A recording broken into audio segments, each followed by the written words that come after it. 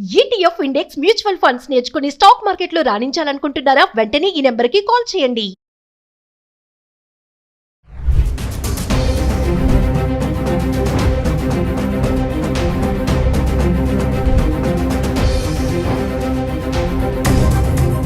Hello viewers, welcome back to our channel. ప్రస్తుతం మనతో పాటు ఉన్నారు ఎంఎన్సీ ఎగ్జిక్యూటివ్ 25 ఇయర్స్ నుంచి అమెరికాలో ఉంటున్నటువంటి వీరభద్ర సార్ గారు. సార్తో మాట్లాడదాం. ప్రెసెంట్ అమెరికాలో సిచ్యువేషన్ ఎలా ఉంది అనేది. ఈరోజు చూసుకుంటే మరి 8 లక్షల మందిని ట్రంప్ గెట్అవుట్ అంటున్నాడు. చాలా మందిని రిటర్న్ పంపించేస్తున్నారు, మిలిటరీ ఎయిర్ క్రాఫ్ట్ బుక్ చేసి కూడా. మరి ఒక్కసారి సార్తో మాట్లాడదాం. మరి అక్కడ ఉన్నారు కాబట్టి అక్కడ ప్రెసెంట్ సిచ్యువేషన్ ఏంటి, మన వాళ్ళు ఎలాంటి ఇబ్బందులు పడుతున్నారు అనే దానిపైన. నమస్తే సార్. నమస్తే అమ్మా. సార్, అమెరికాలో H1B వీసాతో సెటిల్ అవ్వాలి అంటే ప్రాసెస్ ఎలా ఉంటుంది? అంటే H1B వీసా ఉంటే సెటిల్ అయిపోవచ్చు అక్కడ అంటే ఏం చెప్తారు సార్? ఇప్పుడు కొన్ని మాటలు మనము చాలా లూజ్గా వాడుతాం అమ్మాయి. ఎవరైనా సరే మీ ఆడియన్స్ చూసేవాళ్ళు, ఫస్ట్ ఆఫ్ ఆల్ సెటిల్ అవడం అంటే ఏంటి? ఫిజికలీ స్టే చేయడమా, ఫినాన్షియలీ ఎస్టాబ్లిష్ అవ్వడమా, లేకపోతే ఒక ఉద్యోగంలో లాంగ్ టైంలో ఎంగేజ్ అవ్వడమా, ఏంటి? సో H1B అన్నది is just your visa status. H1B జనరల్గా for the long maximum period of 6 years ఇస్తారు. మధ్యలో ఒక 3 years తర్వాత రెన్యువల్ చేయాలి. అలానే H1B అనేది ఎంప్లాయర్ స్పాన్సర్డ్ వీసా.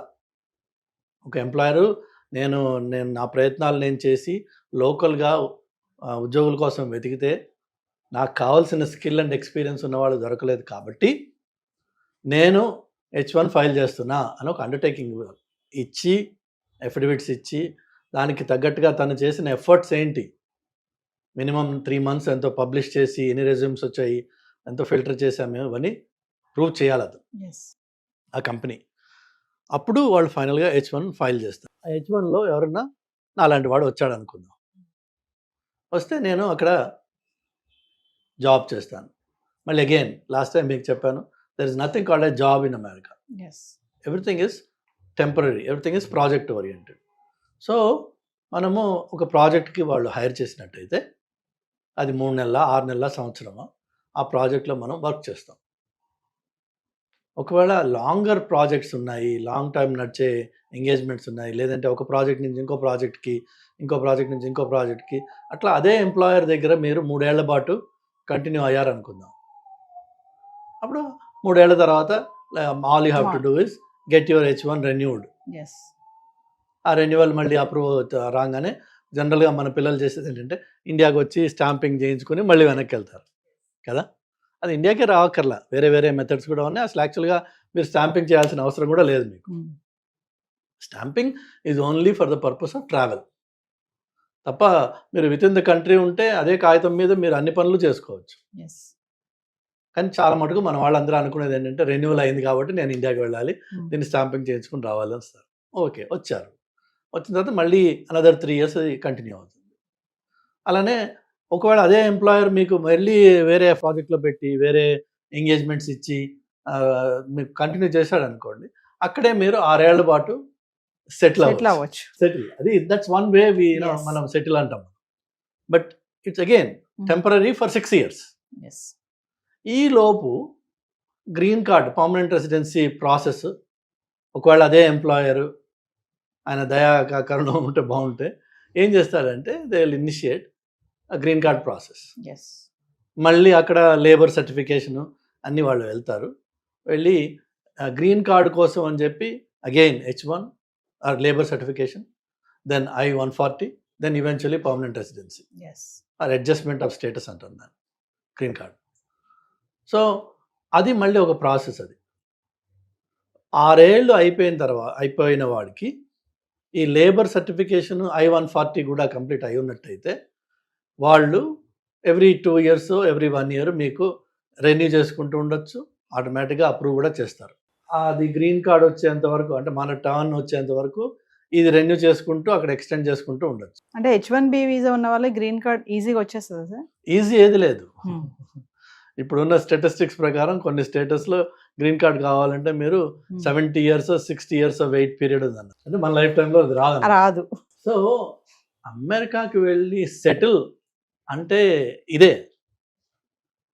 స్టేటస్ నాకు నన్ను ఇక్కడి నుంచి ఉద్యోగం లేకపోయినా బయటికి పంపించరు అనే స్టేటస్కి రావడం అంటే గ్రీన్ కార్డ్ తెచ్చుకోవడం. గ్రీన్ కార్డ్ వస్తే now you are settled physically in America. Physically economically which is job ఏదైనా ఉందా లేదా మీకు.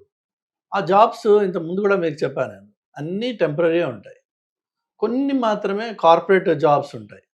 ఇప్పుడు నేను ఒక పెద్ద కంపెనీకి వర్క్ చేస్తున్నా, so there is a sense of security. It's not like వాళ్ళు ఏదో ఫైర్ చేయడానికి కాదు, వాళ్ళకు కూడా బుక్స్ తారుమారయ్యి ప్రాఫిట్స్ తగ్గినప్పుడు, మార్కెట్ ప్రెషర్స్ ఉన్నప్పుడు, లేదంటే ఇప్పుడు ట్రంప్ చేసే హంగామా చూసినప్పుడు వాళ్ళకు కూడా భయానికి వాళ్ళు ఏం చేస్తారు, దే కట్ డౌన్. లేకపోతే కంపెనీ డైరెక్షన్ మారుతుంది. రీసెంట్గా గూగుల్ అన్నది all hardware and platform guys will let you go. ఎందుకంటే గూగుల్ వాళ్ళ డైరెక్షన్ మారుస్తున్నారు కాబట్టి. సో అలాంటప్పుడు గూగుల్ అనే పెద్ద కంపెనీలో 1,00,000 మంది ఉన్న కంపెనీలో మీకు ఒక పాకెట్ ఆఫ్ డిపార్ట్మెంట్స్ని ఎలిమినేట్ చేస్తే ఆటోమేటిక్గా జాబ్స్ పోయినాయి. సెటిల్ అన్నది ఏం లేదు అక్కడ. ట్రంప్ ఇప్పుడు అంటున్నాడు కదా సార్, సెటిల్ అవ్వడానికి అమెరికా రాకండి అని అయితే ఒక స్టేట్మెంట్ ఇస్తున్నారు కదా, అది ఎవరికి వర్తిస్తుంది? అదే చెప్తున్నాను నేను. మీరు ఆ ట్రంప్ అన్నాడా లేదా వదిలేసేయండి, ఆయన చాలా మాట్లాడాడు. సెటిల్ అవ్వడం అన్నది ఇట్స్ అ పాసిబిలిటీ. H1B నుంచి మీరు I-140 తర్వాత ఈవెన్చువలీ గ్రీన్ కార్డ్ వచ్చి అక్కడ మీరు ఉండొచ్చు. అట్ ద సేమ్ టైం ఆ ఉంటున్న టైంలో మీకు ఒకటే ఉద్యోగంతో 20 ఏళ్ళు 10 ఏళ్ళు 25 ఏళ్ళు ఉండే ఛాన్స్ లేదు. అమెరికానే కాదు, ఈవెన్ ఇండియా కూడా మీరు ఈ రోజున చూస్తే మీకు గవర్నమెంట్ ఉద్యోగాలు లేకపోతే బ్యాంక్స్ ఇలాంటివి ఏమన్నా, అది మీరు ఎక్కడ జాయిన్ అయితే అక్కడ సెటిల్ అయిపోవచ్చు. కానీ మిగిలినవన్నీ ఐటీ జాబ్స్ అన్నీ కూడా then are permanent jobs. Anybody can be laid off any time.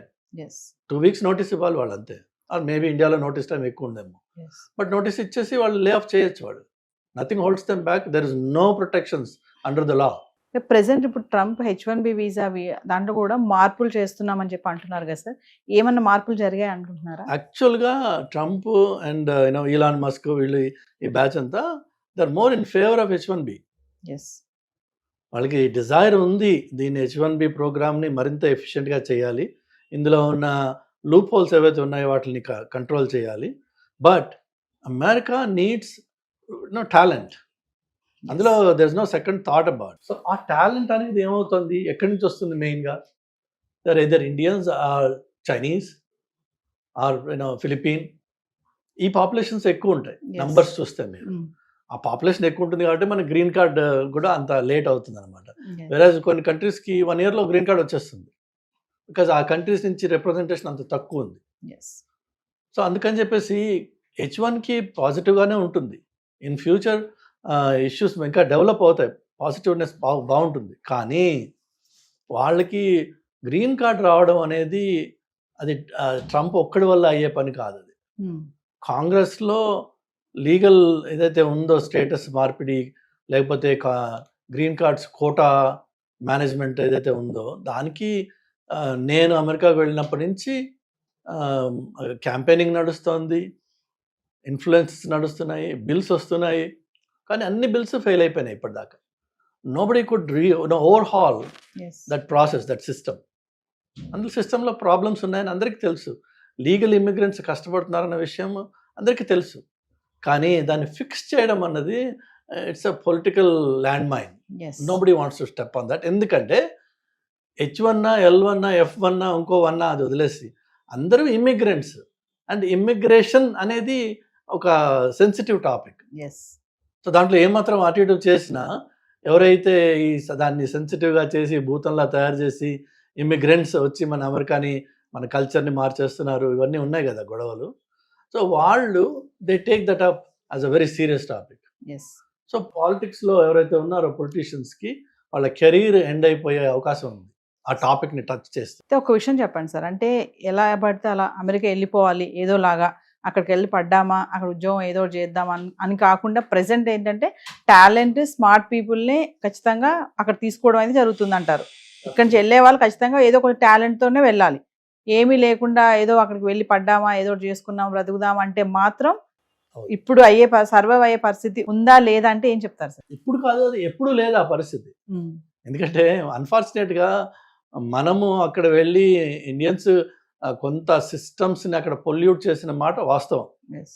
నేను రీసెంట్ టైమ్స్లో I have seen notifications for ఇది ఎంప్లాయీస్ కోసం నోటిఫికేషన్స్ పెట్టిన వాళ్ళు క్లియర్గా కింద చెప్తున్నారు, no AP or Telangana graduate. అదే మనం ఎంత నొటోరియస్ అయిపోయాం అన్న దానికి ఒక ఎగ్జాంపుల్ చెప్తున్నాను. ఎస్. పోనీ ఆ పెట్టినవాడు లోకల్ అమెరికన్ కాదు, వాడు ఇండియనే. బట్ వాళ్ళు చూస్తున్నారు ఏంటంటే మనం చేసే తప్పుడు పనులు ఏవైతే ఉన్నాయో, అంటే ఏంటంటే ఫర్ ఎగ్జాంపుల్ ఈ స్టూడెంట్స్గా చదవడానికి వస్తారు F1 మీద, ఆ వచ్చిన పిల్లవాడికి మహా ఉంటే 22-23 ఇయర్స్ ఉంటాయి ఏజ్. వాడు అక్కడికి వచ్చి మాస్టర్స్ చేస్తాడు, వాడికి ఒక రెజ్యూమే తయారు చేస్తారు ఈ కన్సల్టింగ్ కంపెనీస్.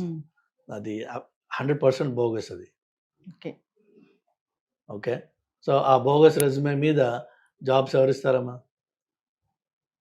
సో ఏదో ఒకటి చేసుకుంటా అంటే ఈ దొంగతనం కొన్ని రోజులే నడుస్తుంది, ఏదైనా సరే అది పట్టుపడుతుంది, పట్టుపడిపోయింది ఇప్పుడు.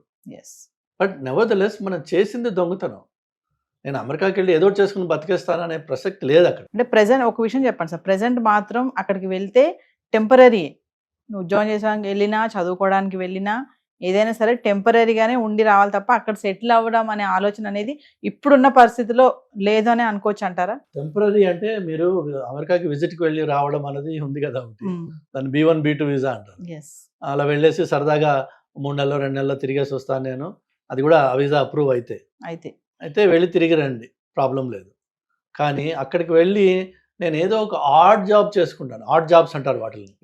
ఏదైతే మీకు ఎంప్లాయర్ చెక్ రూపకంగా మీకు శాలరీ ఇవ్వలేడు, బై క్యాష్ ఇస్తారు. ఎందుకంటే ఎంప్లాయర్ కూడా తెలుసు is not suppose to employ you, కానీ వాడు వాడుకున్నాడంటే క్యాష్ రూపకంగా డబ్బులు ఇస్తాడు. That means you are living an illegal life. మీరు నిర్ణయం చేసుకోవాల్సిందల్లా మీ ఆడియన్స్ అందరికి ఎవరికైనా నేను చెప్పేది ఏంటంటే, అక్కడికి వెళ్ళి ఆ బతకాల్సిన అవసరం ఉందా నీకు? అక్కడికి వెళ్ళి అంత హీనంగా ఏ మెక్డానల్డ్స్లోనో లేదంటే ఏ ఇండియన్ రెస్టారెంట్లోనో నలుగురికి సర్వ్ చేయడమో, లేదంటే గిన్నెలు కడగడమో, లేదంటే స్టోర్స్లో పనిచేయడమో అర్ధరాత్రి అపరాత్రి, అక్కడ ఉండే రిస్కులు ఉన్నాయి. బట్ ఆ వర్క్ కోసం అని చెప్పి నువ్వు అమెరికాకి వెళ్ళాలా? డాలర్ కన్వర్షన్ అంత గొప్పదా, అంత అవసరమా? అది లేక ఇక్కడే మన అహంకారం ఏదైతే ఉందో కొంచెం అహాన్ని కొంచెం కంట్రోల్ చేసుకుని ఎంతోమంది మాస్టర్స్ చేసి ఇంజనీరింగ్ చేసి ఫార్మస్యూటికల్ డిగ్రీస్ చేసి పిల్లలు పానీపూరి బండి పెట్టుకున్నారు. ఇండియాలో హైదరాబాద్లో ఉన్నారు మీకు మాస్టర్స్ చేసి పానీపూరి పెట్టుకున్న వాళ్ళు, రోజుకి 3,000 2,000 4,000 సంపాదిస్తున్నారు వాళ్ళు. తప్పేంటి అందులో? కానీ మనకేంటంటే డిగ్నిటీ ఆఫ్ లేబర్ అని చెప్పి ఒకటి ఇండియాలో ఇక్కడ ఉంది. అదంతా నేను చేస్తా, ఇదంతా నేను చేస్తా అక్కర్లా. నువ్వు ఏదైనా సరే, ఏ పనైనా సరే, ఫస్ట్ ఆఫ్ ఆల్ నీ సెల్ఫ్ రెస్పెక్ట్ మెయింటైన్ చేసుకుని నువ్వు పని చేసినట్టయితే అది నీకు గర్వంగా ఉంటుంది, ధైర్యంగా ఉంటుంది. నువ్వు దొంగతనంగా బతకాల్సిన అవసరం లేదు. అక్కడ మీకు డ్రైవర్స్ లైసెన్స్ రాదండి మీకు స్టేటస్ లేకపోతే, which means you can never drive. వేరే వాళ్ళ కారులో అయాపా అని అడుగుని తిరగాలి తప్ప యూ కెన్ నెవర్ డ్రైవ్. ధైర్యంగా మీరు ఒక ఫ్లైట్ ఎక్కి వెళ్ళలేరు, ఎక్కడ ఎవడు నేను స్టేటస్ చెక్ చేస్తాడు. అంత దొంగగా ఉండాలి. అంత ఉండాల్సిన అవసరం ఉందా? అన్ఫార్చునేట్ ఏంటంటే నాకంటే ముందు 10 మంది వెళ్ళారు, వాళ్ళందరూ అక్కడ ఉన్నారు, వాళ్ళు సెటిల్ అయిపోయారు, నేను కూడా వెళ్తా అక్కడికి.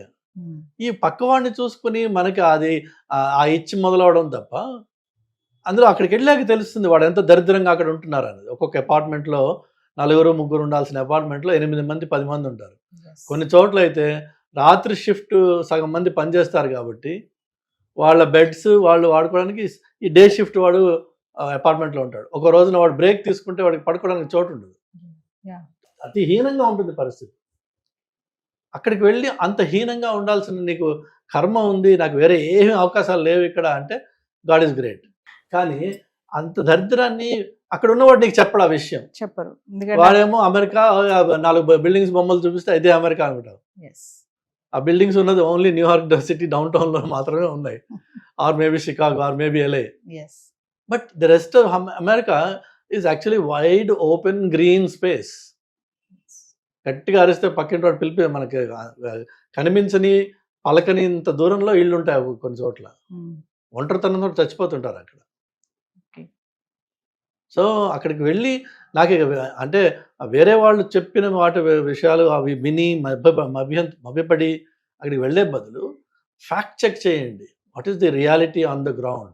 Present sir H1B visa tight అవుతుంది, టైట్ చేస్తున్నాడు ట్రంప్ అంటే ఏం చెప్తారు ఓవరాల్ గా? టైట్ లూజ్ అంటే ఏం లేదండి.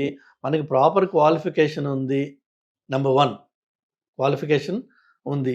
నెంబర్ 2 వీసా ఇంటర్వ్యూకి వెళ్ళినప్పుడు ఆయన అడిగే మినిమం ప్రశ్నలకి నేను ఇంగ్లీష్లో జవాబు చెప్పగలనా లేదా? అలా ఇది వాళ్ళు 100 ప్రశ్నలు వేయరు కదా, అది ఇంటర్వ్యూ అవును. కాదు, అది 3-4 ఉంటాయి. వాళ్ళు మెతుకు ముట్టుకున్నట్టే, Yes. మొత్తం ఒక అన్నంలో చేయబెట్టట్లేదు కదా. ఆ 3 మెతుకుల్లో మీకు అది ఇది పాడైపోయింది అన్నం రా అని చెప్పి వాడికి తెలిసిపోతుంది. Yes. అలా కాదు, మీ దగ్గర సరుకు ఉంది. If you are talented you should definitely try. Yes. America is one country where if you are talented your opportunities are endless. Yes. కానీ ఇక్కడ నువ్వు చదివిందే వానాకాలపు చదువు, అక్కడికి వెళ్ళి ఏం చేస్తారు? అక్కడికి వెళ్ళి ఏం చేస్తావు పరిస్థితి. Yes. సో దయచేసి నా సలహా ఏంటంటే work on yourself first. Be good at some subject, take whatever it is. Hot ఏదైతే మార్కెట్లో ఉందో అది ఏఐనా, డేటానా, ఎంఎల్ఆ, ఏదైనా సరే ఒక టాపిక్ తీసుకోండి, దాని మీద పని చేయండి, దాని మీద గట్టిగా ఫౌండేషన్ బేస్ చేసుకోండి, క్రియేట్ చేసుకోండి. దెన్ కమ్యూనికేషన్ మీద వర్క్ చేయండి. Communication, be able to express yourself and explain what you know. నాకు తెలుసు నువ్వు ముందు జాబ్ ఇచ్చే నేను చేసి చూపిస్తా అంటే ఎవడివ్వడు, అని నాకు తెలుసు అన్న విషయాన్ని నేను చెప్పుకోగలగాలి. ఇవి 2. 3వది వచ్చేసి I need to be presentable. మాసిపోయిన గడ్డమును ఇంత జుట్లు పెట్టుకుని ఏదో పనికిరాని అలాగ అప్పుడే నిద్ర లేచి ఇంటర్వ్యూలకు వెళ్తే ఆ జాబ్ ఇంటర్వ్యూ రాదు, వీసా ఇంటర్వ్యూ రాదు, 2 రావు. You need to present yourself like a professional.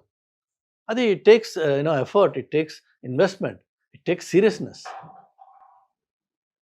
Then you become something in your life and then be proud of what you achieved. Make it happen. అంతేగాని వాడి కాళ్ళు పట్టుకుని వీడి కాళ్ళు పట్టుకుని అయ్యాపా ఏదో ఒకటి చేసుకుని నేను బతికేస్తా, ఆ ఏదో చేసుకుని అంత దీనస్థితిలో ఉన్నావా నువ్వు? లేవు. మోస్ట్ ఆఫ్ అస్ మనకి పిల్లలు భగవంతుడి దయ వల్ల ఇండియన్ పేరెంట్స్ వాళ్ళ పిల్లలకి తల తాకట్టు పెట్టి డబ్బులు తీసుకొచ్చి ఇస్తున్నారు. ఆ తల తాకట్టు పెట్టి ఇచ్చిన డబ్బులతో ఇక్కడ గర్వంగా ఏదైనా చేయండి. అక్కడికి వచ్చి ఏదో ఒకటి అని కాక్రోచెస్ ఇన్ఫెస్టెడ్ అపార్ట్మెంట్స్లో ఉండి 50 ఏళ్ళు 60 ఏళ్ళ క్రితం కట్టిన ఇళ్ళు, ఇన్సెక్యూర్ ఏరియాస్ ఉంటాయి. చౌకగా దొరకాలి అపార్ట్మెంట్ అంటే మీకు you have to go to areas that are highly insecure. So అక్కడికి వెళ్ళి ఉంటే ఎవడో ఏ రాత్రో ఒకటి కొట్టి మన దగ్గర ఉంది లాక్కుంటాడు. వాడు ఒకటి కొడితే చాలు మనం చచ్చిపోవడానికి, గట్టిగా ఉంటారు వాళ్ళు. లేదు, ఏ షూటింగ్ అవుతుంది, మనం అడ్డంగా పడతాం అందులో. ఈవెన్ దో యూఆర్ ఇన్నోసెంట్, గన్కి తెలియదు, అది బుల్లెట్కి తెలియదు నువ్వు ఇన్నోసెంట్ అన్నది. సెలెక్టివ్గా షూట్ చేయడం పడ్డాం, అయిపోతుంది మన పని. ఇక్కడ అమ్మా నాన్నలు క్షోభతోటి ఏడవడం ఎందుకు? ఇవన్నీ అవసరమా? Thank you sir. హాయ్, మొట్టమొదటిసారిగా మన విజయవాడలో క్లాస్ రూమ్ ట్రైనింగ్ అండి, 1 డే క్లాస్ రూమ్ ఎన్విరాన్మెంట్లో ఆఫ్లైన్ వెబినార్ జరగబోతుంది. అండ్ ఇంట్రెస్ట్ ఉన్న పార్టిసిపెంట్స్ ఈ కింద స్కూల్లో అవుతున్న నెంబర్కి రింగ్ చేసుకొని సీట్ బుక్ చేసుకోండి. దీంట్లో ETFs, index funds and mutual funds మీద completely and hand holding experience మీకు ప్రొవైడ్ చేయబడుతుంది. దీని ద్వారా ఏంటంటే మనం ఎసెట్స్ని స్టాక్ మార్కెట్లో ఎలా మేనేజ్ చేసుకోవాలి, ఎలా గ్రో చేసుకోవాలి, ఎలా ప్రొడక్ట్ చేసుకోవాలో అంటే ప్రాక్టికల్గా నేర్చుకుంటారు. అండ్ ఇప్పటి వరకు మనం ఆన్లైన్లోనే మీరు అటెండ్ అవుతున్నారు. ఇక నుంచి మీరు మన విజయవాడ సిటీలోనే అండ్ లైవ్లో క్లాస్ రూమ్ ఎన్విరాన్మెంట్లో నేర్చుకునే ఛాన్స్ దొరుకుతుంది. కాబట్టి ఇంట్రెస్ట్ ఉన్న పార్టిసిపెంట్స్ కింద స్క్రోల్ అవుతున్న నెంబర్కి పింగ్ చేసి సీటు రిజర్వ్ చేసుకోండి. Thank you.